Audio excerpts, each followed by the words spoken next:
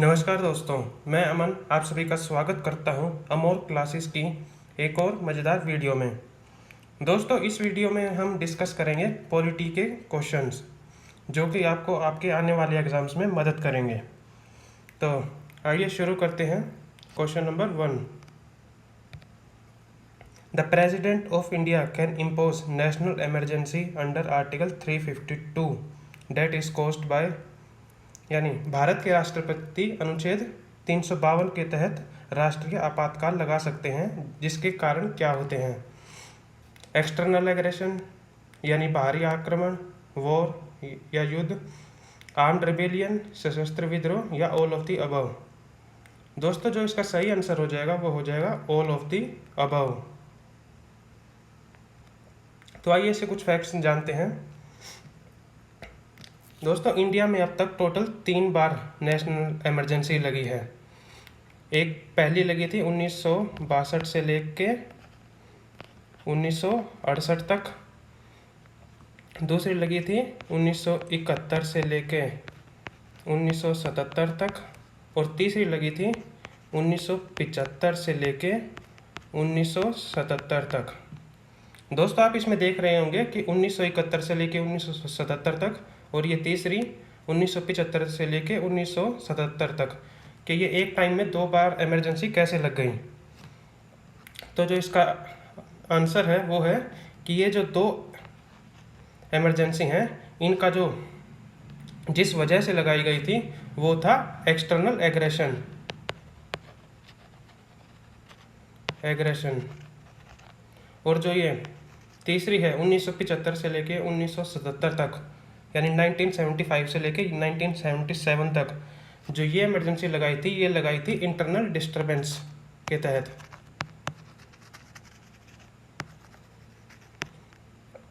और इसमें आप देख पा रहे होंगे कि इस तीनों ऑप्शन में इंटरनल डिस्टरबेंस नहीं है।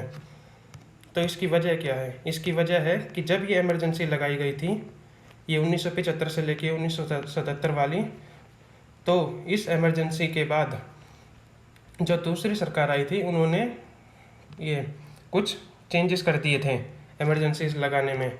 तो वो चेंजेस लाए गए थे 44 अमेंडमेंट एक्ट 1978 के तहत। और इस अमेंडमेंट एक्ट के हिसाब से जो ये वर्ड इंटरनल डिस्टरबेंस था उसको चेंज कर दिया था आर्म्ड रिबेलियन से। तो इस वजह से ये जो आज के समय में सिर्फ 3 कारणों से ही नेशनल इमरजेंसी लग सकती है। पहली एक्सटर्नल एग्रेशन, दूसरी वॉर, या फिर तीसरी आर्म्ड रिबेलियन। तो आइए question number 2। Who among the following was the first non official member to be elected as the speaker of central legislative assembly, यानी निम्नलिखित में से कौन सा केंद्रीय विधानसभा के अध्यक्ष के रूप में चुने जाने वाले पहले गैर सरकारी सदस्य थे? दोस्तों, तो जो इसका सही आंसर हो जाएगा वो हो जाएगा विट्ठल भाई जय पटेल। ये 1925 में ये सेंट्रल लेजिस्लेटिव के स्पीकर इलेक्ट हुए थे। जो ये आपको दिख रहे हैं ये मोहम्मद याकूब, ये थे गवर्नर ऑफ हेरात।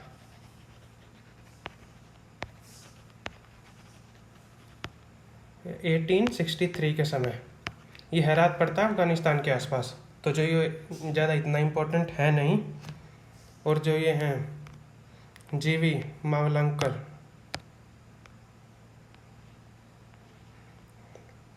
ये थे president of central legislative assembly.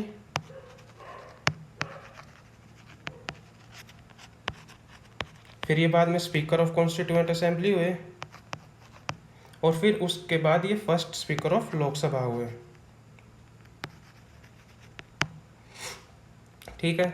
और जो ये लास्ट में सरदार हुकुम सिंह जी हैं, ये थे third speaker of Lok Sabha.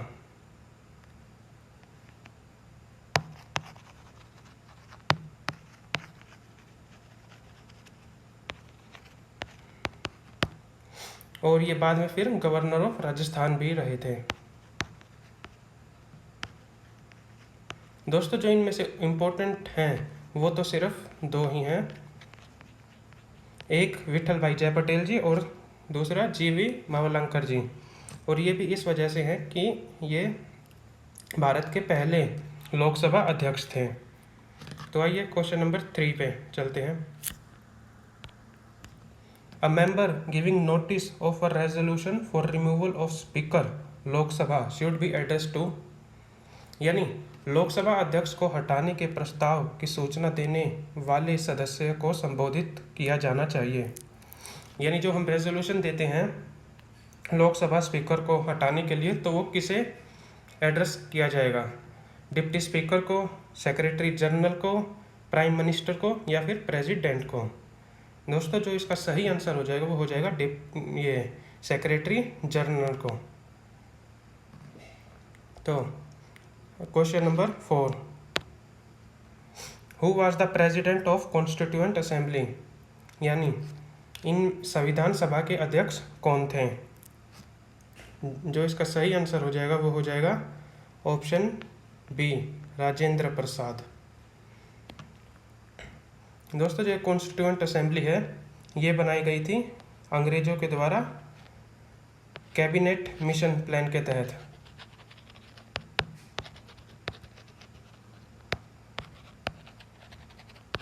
Nineteen 46 में। जो इसके टेम्परेरी प्रेसिडेंट थे वो थे सच्चिदानंद सिन्हा जी।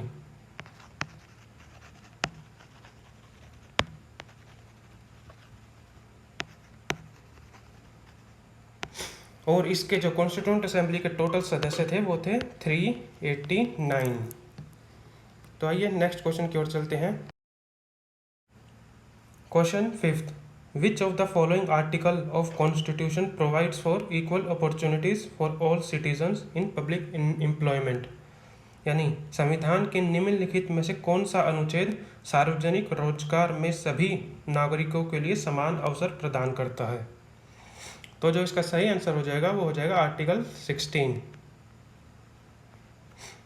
और ये जो आर्टिकल जो 12 है ये डिफाइन करता स्टेट को कि स्टेट क्या है। और जो ये आर्टिकल 20 है ये प्रोवाइड करता है protection against the coercive action of state. तो ये किस किस टाइप की प्रोटेक्शन प्रोवाइड करता है? एक तो है एक्स पोस्ट फैक्टो, यानी कि सरकार आज कोई कानून बनाए और आपने क्राइम पहले किया हो तो आपको जो आज कानून बनाया है तो उसके तहत सज़ा नहीं हो सकती। और दूसरा है डबल जियोपार्डी,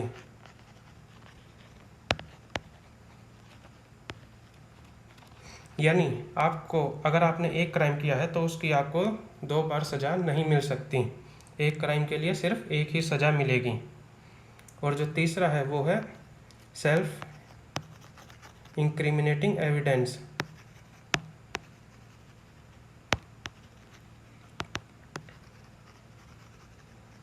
यानी आप ये अगर क्राइम करो और आपको ये पुलिस में जाके बोलो कि मैंने क्राइम किया है मुझे सज़ा दो, तो पुलिस आपको ऐसे ही जेल में नहीं डालेगी, वो पहले तहकीकात करेगी कि क्राइम क्यों हुआ, कैसे हुआ, और फिर उसके बाद आपको जेल में डालेगी। तो ये ऑप्शन डी आर्टिकल 14 ये क्या है? ये जो आर्टिकल 14 है ये है राइट टू इक्वलिटी, यानी state shall not deny any person equality before law and equal protection of law, यानी स्टेट की नज़र में आप सब इक्वल हो, स्टेट भेदभाव नहीं कर सकती आप में या और किसी में। इसके जो 2 कॉन्सेप्ट हैं, यह एक इक्वलिटी बिफोर लॉ ये लिया गया था इंग्लैंड से, और एक है इक्वल प्रोटेक्शन ऑफ लॉ ये लिया गया था USA। ये जो आप लेक्स सुप्रीमस पढ़ते हो यानी लॉ इज सुप्रीम, वो आता है इक्वलिटी बिफोर लॉ में। और जो इक्वल प्रोटेक्शन ऑफ लॉ है ये है कि equal protection under equal circumstances, यानी एक इंसान जो गैंगस्टर वो मर्डर करता रहता है वो, और एक जिसने सेल्फ डिफेंस में किसी का मर्डर किया, तो ये दोनों अलग अलग माने जाएंगे। तो question 6, who is the custodian of constitution of India, यानी भारत के संविधान का संरक्षक कौन है। तो जो इसका सही आंसर हो जाएगा वो हो जाएगा option D, supreme court of India. Question 7, minds of makers of constitution of India is reflected in its, यानी भारत के संविधान निर्माताओं का मन इसके में परिलक्षित होता है। यानी जो भारत के ये कॉन्स्टिट्यूशन मेकर थे उनका जो माइंड किस चीज़ में दिखता है, डीपीएसमी में, फंडामेंटल ड्यूटीज़ में, फंडामेंटल राइट्स में, या फिर प्रीएम्बल यानी प्रस्तावना में। तो जो इसका सही आंसर हो जाएगा वो हो जाएगा प्रीएम्बल, ऑप्शन डी। तो question 8, the government enacted PESA act in 1996, which of the following is not identified as its objective, यानी सरकार ने 1996 में पैसा अधिनियम बनाया था और इनमें से कौन सा है कि इन ऑप्शन में से कौन सी ऑप्शन है कि वो उस पैसा एक्ट का ये उद्देश्य नहीं थी। तो to free tribal people from exploitation, यानी आदिवासियों को शोषण से मुक्ति दिलाने के लिए, या फिर to create autonomous region in tribal areas, यानी आदिवासी क्षेत्रों को स्वायत्त क्षेत्र बनाने के लिए, या टू प्रोवाइड सेल्फ गवर्नेंस, स्वशासन प्रदान करने के लिए, या फिर टू रिकॉग्नाइज ट्रेडिशनल राइट, यानी पारंपरिक अधिकारों को मान्यता देने के लिए। दोस्तों तो इसका जो सही आंसर हो जाएगा वो हो जाएगा ऑप्शन ए, यानी to free tribal people from exploitation, यानी आदिवासियों को शोषण से मुक्ति दिलाने के लिए। दोस्तों इसके बारे में कुछ बताते हैं। जो पैसा एक्ट है ये लाया गया था 1996 में और इसकी फुल फॉर्म होती है पंचायत एक्सटेंशन टू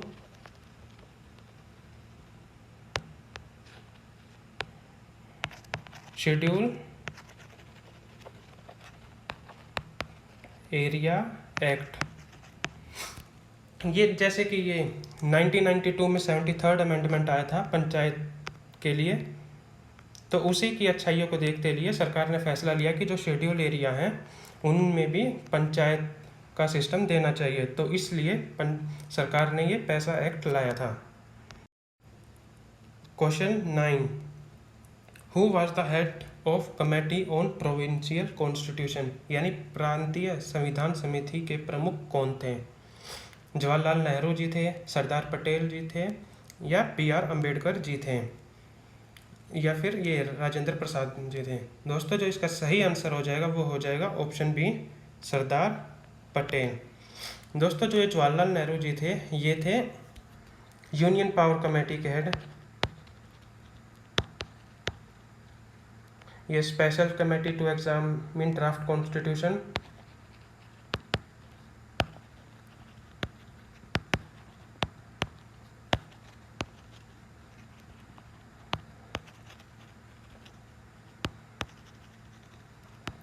ये इनके हेड थे। और जो सरदार पटेल जी थे ये थे, एक तो ये प्रोविंशियल कॉन्स्टिट्यूशन के हेड थे और दूसरा ये हेड थे advisory committee on fundamental right के।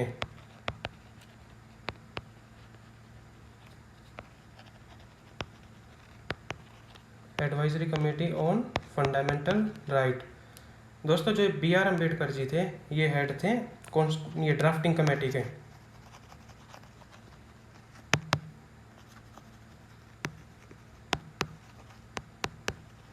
और जो ये राजेंद्र प्रसाद जी थे ये हेड थे ये रूल्स एंड प्रोसीजर्स कमेटी के, कि रूल्स एंड प्रोसीजर्स क्या क्या होने चाहिए। और ये ad hoc committee on national flag, यानी नेशनल फ्लैग ये कैसा होना चाहिए, ये थे ad hoc committee on national flag और ये rules and procedures. Question 10, which of the following is the symbol of constituent assembly, यानी निम्नलिखित में से कौन सा संविधान सभा का प्रतीक है। ये टाइगर, लॉयन, एलिफेंट और हॉर्स यानी बाघ, शेर, हाथी या घोड़ा। दोस्तों जो इसका सही आंसर हो जाएगा वो हो जाएगा option C, elephant. Question 11, who was the legal adviser to constituent assembly, यानी संविधान सभा के कानूनी सलाहकार कौन थे। ये sir B N Rau, S N Mukherjee, Prem Behari Narain Raizada या बेहरोर राम मनोहर सिन्हा। दोस्तों जो इसका सही आंसर हो जाएगा वो हो जाएगा option A, sir B N Rao.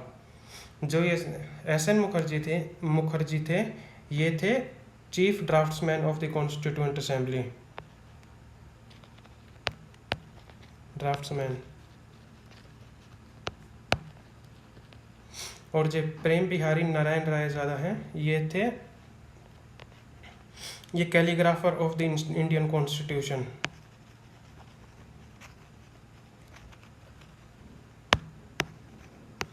Of Indian constitution. और जो ये बिहोर राम मनोहर सिन्हा जी हैं ये थे ऑर्नामेंट, इन्होंने किया था जो प्रियम्बल है उसको डिज़ाइन किया था,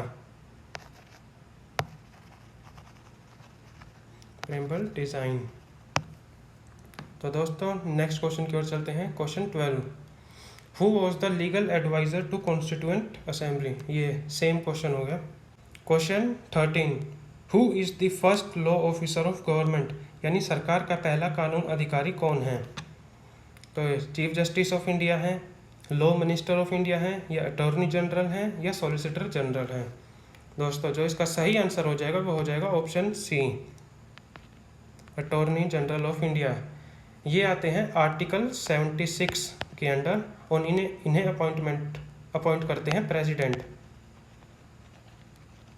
on advice of council of minister. Question 14, which of the following writ is use to quash the judgment, यानी निर्णय को रद्द करने के लिए निम्नलिखित में से किस रिट का उपयोग किया जाता है। ये हेबस कॉर्पस है, मैंडेमस है, प्रोहिबिशन है या सरसरी है।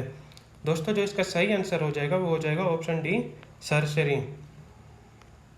दोस्तों जो ये हेबस कॉर्पस है यानी बंदी प्रत्यक्षीकरण, ये होती है कि कोर्ट, जैसे आपने देखा होगा कई बार पुलिस इलीगली किसी को अरेस्ट कर लेती है और अगर आप कोर्ट में जाते हो तो कोर्ट इस रिट से ये रिट इशू करती है और कहती है कि उसे हमारे सामने पेश किया जाए। और जो दूसरी रिट है मैंडेमस, ये होती है कोर्ट आदेश देती है कि आप ये काम कीजिए या ये काम आप मत कीजिए। और जो ये प्रोहिबिशन है ये कोर्ट जैसे प्रोहिबिट करती है जुडिशियल या क्वासी जुडिशियल बॉडी को कि ये केस आपके कार्य क्षेत्र से बाहर है। और सरसरी ये किसी जजमेंट को ख़त्म करने के लिए इस्तेमाल की जाती है। इसके साथ साथ एक और रिट होती है, वो होती है क्यो वारंटो, यानी व्हाट इज़ योर अथॉरिटी। जैसे कि आप किसी ऑफिस में बैठे हैं तो सरकार पूछेगी कि आपकी अथॉरिटी क्या है। तो question 15, the financial emergency comes under which article, यानी वित्तीय आपातकाल किस अनुच्छेद के अंतर्गत आता है। तो जो इसका सही आंसर हो जाएगा वो हो जाएगा ऑप्शन सी, 360। ये जो 352 के अंदर आता है नेशनल इमरजेंसी,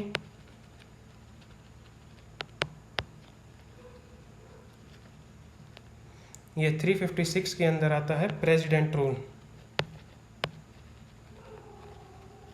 और आर्टिकल 360 के अंदर आती है फाइनेंशियल इमरजेंसी। तो question 16, who is known as the second citizen of India, यानी भारत के दूसरे नागरिक के रूप में किसे जाना जाता है। वो प्रेसिडेंट है, प्राइम मिनिस्टर है, चीफ जस्टिस ऑफ इंडिया है या फिर वाइस प्रेसिडेंट है। दोस्तों जो इसका सही आंसर हो जाएगा वो हो जाएगा ऑप्शन डी, वाइस प्रेसिडेंट। यानी वाइस प्रेसिडेंट को ये सेकंड सिटीजन ऑफ इंडिया के रूप में भी जाना जाता है। जो फर्स्ट सिटीजन ऑफ इंडिया होते हैं वो होते हैं प्रेसिडेंट, और जो प्राइम मिनिस्टर हैं वो होते हैं थर्ड सिटीजन ऑफ इंडिया। तो question 17, anti defection law comes under, यानी दल बदल विरोधी कानून किसके अंतर्गत आता है। वो शेड्यूल 10 या शेड्यूल 9 या शेड्यूल 8 या फिर शेड्यूल 11। दोस्तों जो इसका सही आंसर हो जाएगा वो हो जाएगा ऑप्शन ए, शेड्यूल 10। ये एंटी डिफेक्शन लॉ लाया गया था, ये 52 अमेंडमेंट एक्ट 1985 के तहत। इसी की वजह से जो जैसे कि आपने देखते होंगे कि कुछ पॉलिटिकल पार्टीज़ के ये एमपी या एमएलए किसी दूसरी पॉलिटिकल पार्टी में चले जाते हैं इलेक्ट होने के बाद, तो ये उनकी अगर कोई ऐसा करता है तो उनकी जो सदस्यता होती है उसे रद्द कर देता है। और जो शेड्यूल 9 है ये रिलेटेड है लैंड रिफॉर्म से।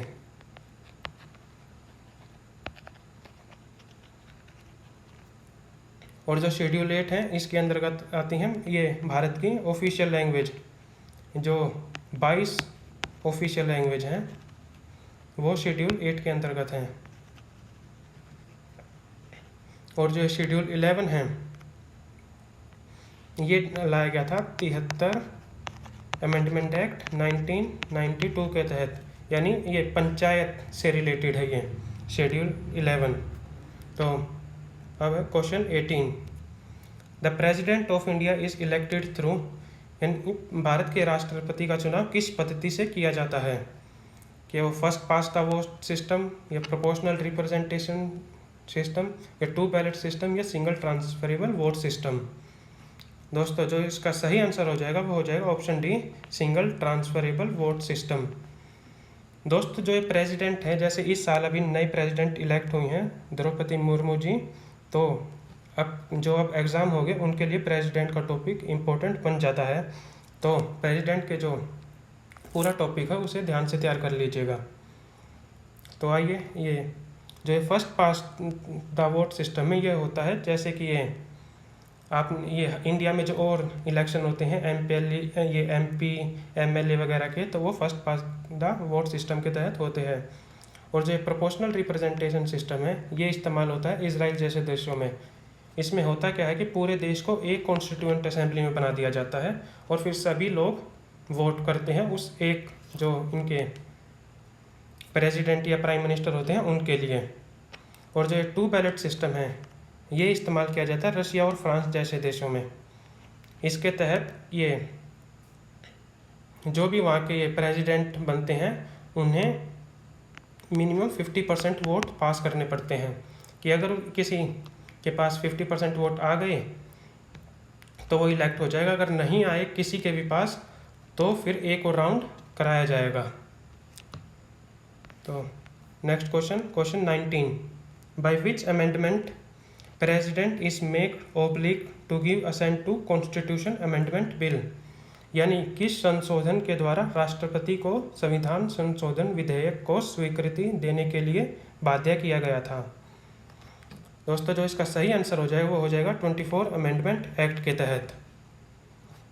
और ये जो आप ये 42 कॉन्स्टिट्यूशन ये अमेंडमेंट देख रहे हो इसे कहते हैं मिनी कॉन्स्टिट्यूशन भी। ये लाया गया था 1976 में, और जिसके तहत ये इस कॉन्स्टिट्यूशन के बहुत सारे नियम को बदल दिया गया था। और जो 44 अमेंडमेंट एक्ट है ये लाया गया था 1978 में। जैसा कि मैंने ये पिछले के स्लाइड्स में ही बताया था, जो नेशनल इमरजेंसी के जो इंटरनल रेबिलियन को आर्म्ड रेबिलियन में चेंज किया गया था वो भी 44 अमेंडमेंट एक्ट के तहत ही किया गया था। और जो ये 61 अमेंडमेंट एक्ट है ये रिलेटेड है वोटिंग एज को रिड्यूस करने के लिए, और ये लाया गया था 1989 में। जो पहले वोटिंग एज 21 थी उसको 1989 में 61 यानी 61वें अमेंडमेंट के तहत 21 से 18 कर दिया गया था। और ये question 20। Who has the power to dissolve the Lok Sabha, यानी लोकसभा को भंग करने की शक्ति किसके पास है? लोकसभा स्पीकर के पास है, प्राइम मिनिस्टर के पास है, या चीफ जस्टिस ऑफ इंडिया के पास है, या फिर प्रेसिडेंट के पास है? दोस्तों जो इसका सही आंसर हो जाएगा वो हो जाएगा ऑप्शन डी, प्रेसिडेंट।